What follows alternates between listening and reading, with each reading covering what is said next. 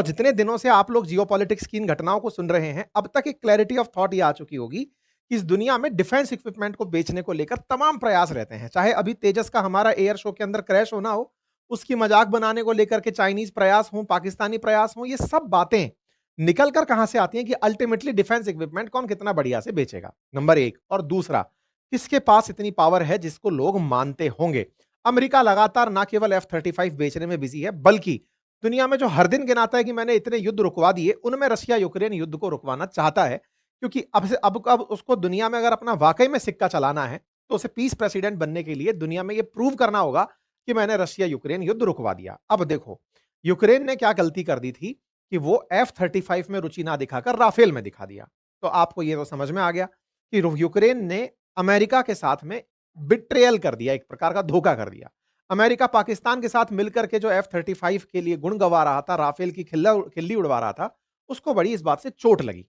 चोट लगी तो उसके परिणाम भी आपके सामने आने में देर नहीं लगी। भाई साहब, ट्रंप ने यूक्रेन के सामने 28 सूत्रीय मांग रख दी है।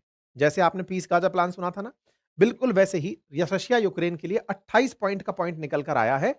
और वो भी अभी अमेरिका द्वारा ऑफिशियल नहीं आया है। अमेरिका ने अपना एक प्रतिनिधि भेजा है बकायदा यूक्रेन, जो लेकर गया 28 सूत्रीय मांगे। अमेरिका कुछ नहीं बोल रहा है, जेलेंस्की खुद बाहर निकल कर आए हैं और देश के सामने कल रात को संबोधित करते हुए कह रहे हैं कि हे देशवासियों, हमारी हालत बहुत खराब है। अगर हमारे पास में कोई भी विकल्प बचा है तो वो सिर्फ इतना है कि या तो हम अपना एक साथी खो दें या फिर हम अपनी शांति खो दें। साथी खो दें यानी अमेरिका खो दें, और शांति खो दें यानी कि युद्ध जारी रखें। इनके इस बयान के बाद से सोशल मीडिया पर जेलेंस्की के समर्थन में हजारों ट्वीट हो रहे हैं।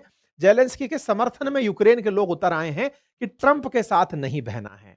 ट्रंप के साथ नहीं बहना है। Do you support Zelensky, yes और नो? जेलेंस्की सोशल मीडिया पर चल रहा है क्योंकि ट्रंप जैसे हमास और इजराइल के बीच में समझौता कराते कराते इजराइल की तरफ से बैटिंग कर गए, लेकिन दुनिया को दिखाया कि मैं गाजा की तरफ से खेल रहा हूं, वैसे ही रशिया यूक्रेन में यूक्रेन का साथ दिखाते दिखाते रूस के साथ खेल गए।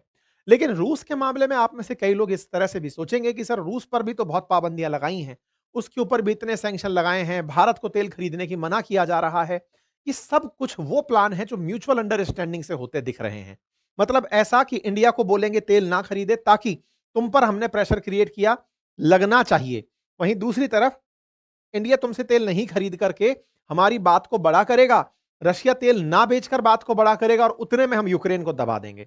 मतलब एक नेक्स्ट लेवल की प्लानिंग चल रही है। पता नहीं ये भाई साहब किस तरफ से खेल रहे हैं बैटिंग, लेकिन दोनों तरफ से कर रहे हैं। देखकर तो लग रहा है कि पुतिन का ज्यादा ही साथ दे रहे हैं, क्योंकि ट्रंप ने जो जेलेंस्की से कहा था कि तुम्हारे पास कोई कार्ड नहीं है, तुम्हारे पक्ष में कोई भी ऐसी चीज नहीं है, वो बात इन्होंने कल फिर से दोहरा दी। Without us you don't have any card, तुम्हारे पास हमारे बिना कुछ भी नहीं है।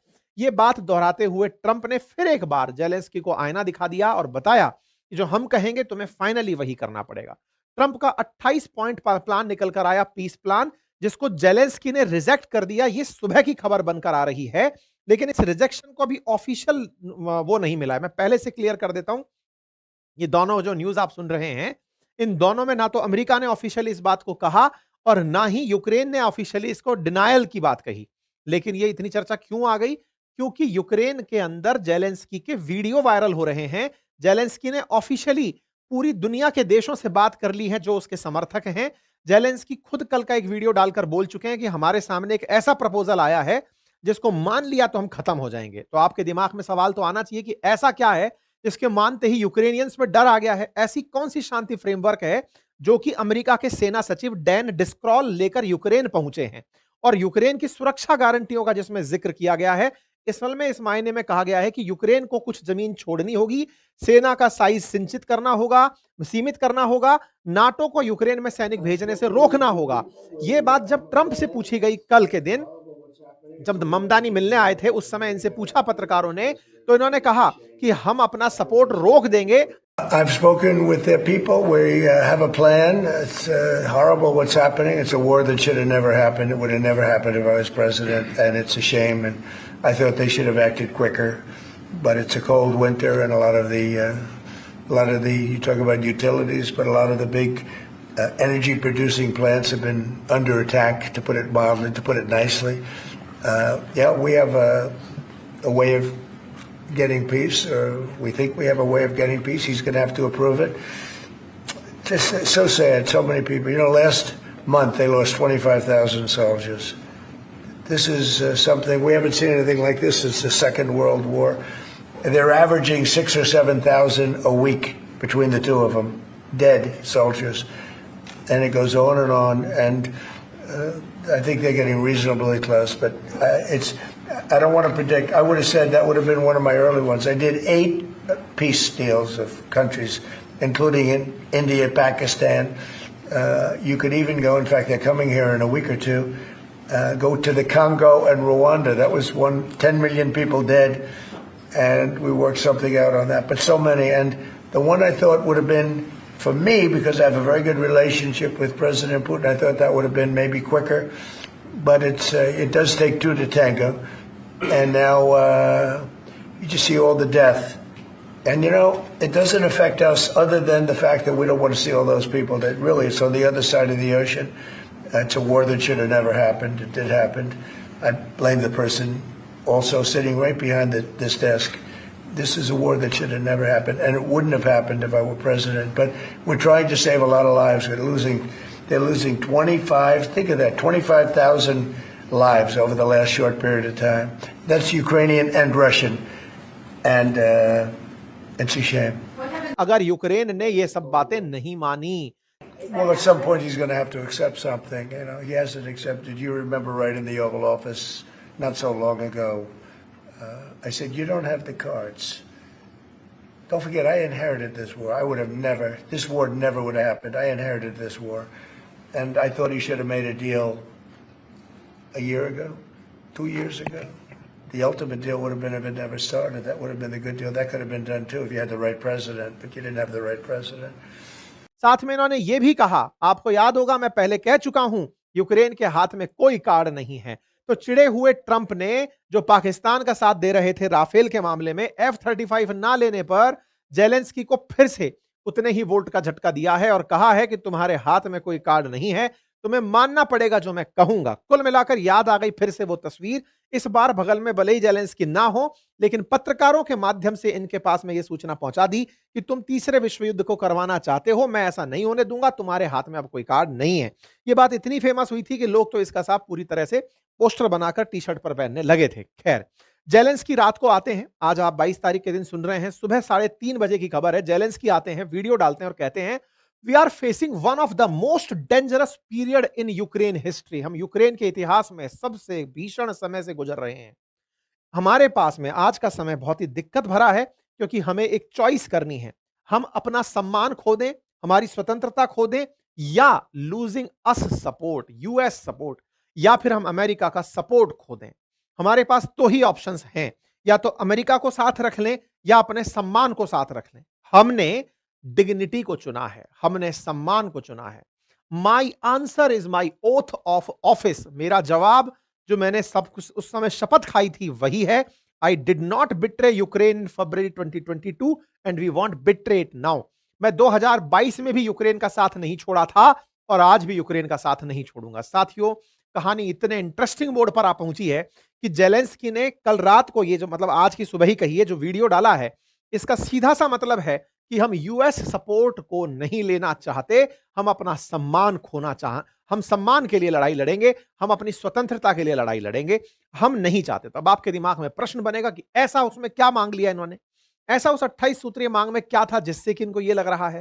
क्योंकि ट्रंप जिनके लिए 24 घंटे में युद्ध रुकवाना था, वो रुकवा इसलिए नहीं पा रहे क्योंकि दोनों पार्टी मान नहीं रही हैं, दोनों पीछे हटने को तैयार नहीं है।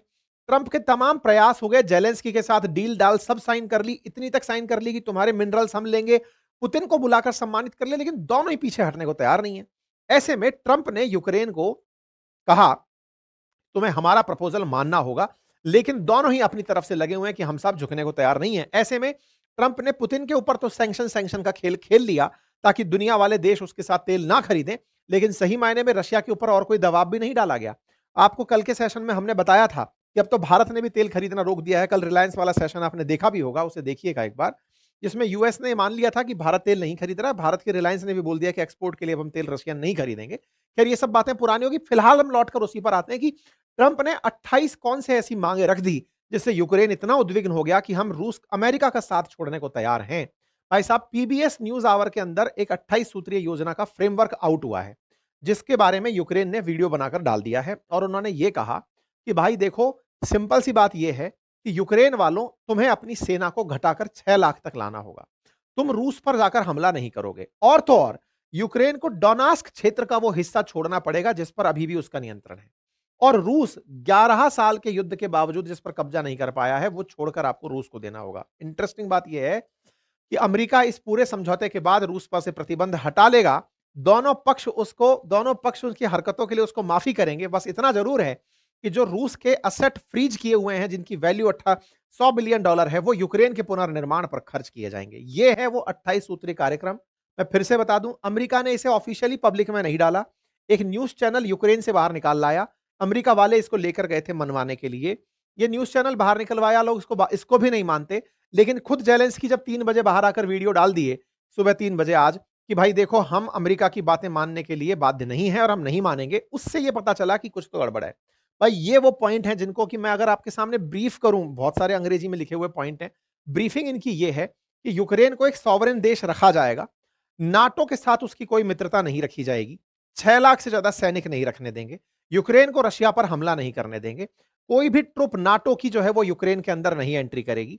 साथ में यूके और ईयू जो है वो अपने फाइटर जेट को पोलैंड के अंदर खड़ा रखेंगे। यूक्रेन को यूएस की गारंटी होगी कि उसके ऊपर रशिया हमला ना करे।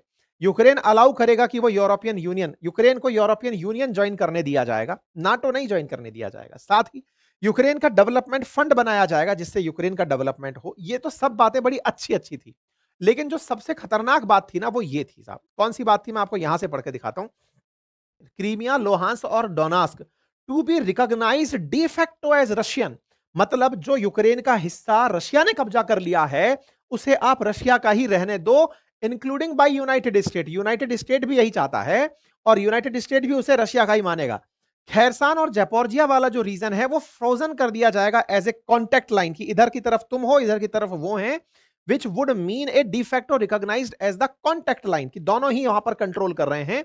Russia to give up agreed upon territory they control outside of the 5 region. ये जो 5 क्षेत्र हैं, जैपोर्जिया, खार्किव, लोनास्क, डोनास्क और क्रीमिया, इसके अलावा अगर रशिया के पास कोई क्षेत्र है, रशिया उसे छोड़ने को तैयार होगा। यूक्रेन फोर्स विड्रॉ कर दी जाएंगी डोनास्क रीजन से। कुल मिलाकर के रशिया के पास में जो कब्जे का क्षेत्र है, ये सारा की सारा, क्रीमिया, खैरसान, जैपोर्जिया, डोनास्क, लुहांस्क, ये तो रशिया को दे दो। बाकी बचा हुआ जो क्षेत्र है ना, वो हम तुम्हारा मान लेंगे। तुम यहां पर जैपोर्जिया और खैरसान रीजन में रशिया के साथ कांटेक्ट में रह सकोगे। कुल मिलाकर के रूस के हिस्से में फैसला सुना दिया। रूस के हिस्से में फैसला सुना दिया। यूक्रेन इतने साल से जिसके लिए झगड़ रहा है वो यही तो है कि ये छुड़वाओ। जब यही सब उसको पहले ही देना था तो ये तो 2022 में ही हो लिया था, अब क्यों झगड़ना इतने दिन तक। कुल मिलाकर यूक्रेन ने साफ इनकार कर दिया कि सर हम ये छोड़ने की स्थिति में नहीं है। बस यहां से ही जेलेंस्की ने जैसे ही सुबह ये बात बोली, इनके समर्थन में लोग उतर आए कि देखो, ट्रंप ने कुछ नहीं किया, पीस डील के नाम पर किसी का बेवकूफ बना दिया।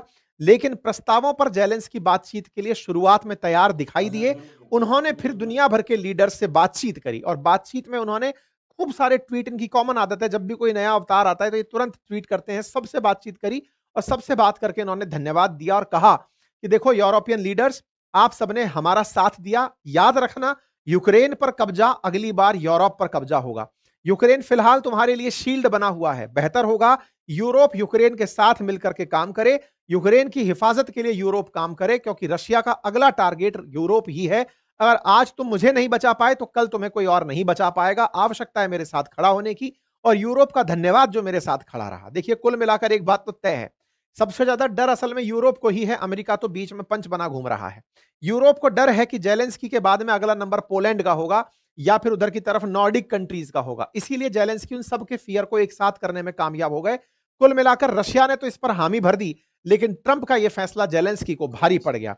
इसी के चलते जेलेंस्की ने कल पूरे यूक्रेनियंस को संबोधित किया और कहा, हमारे सामने 2 ऑप्शन है, या तो स्वतंत्रता से जिए या अमेरिका के सामने समझौता कर लें। साहब,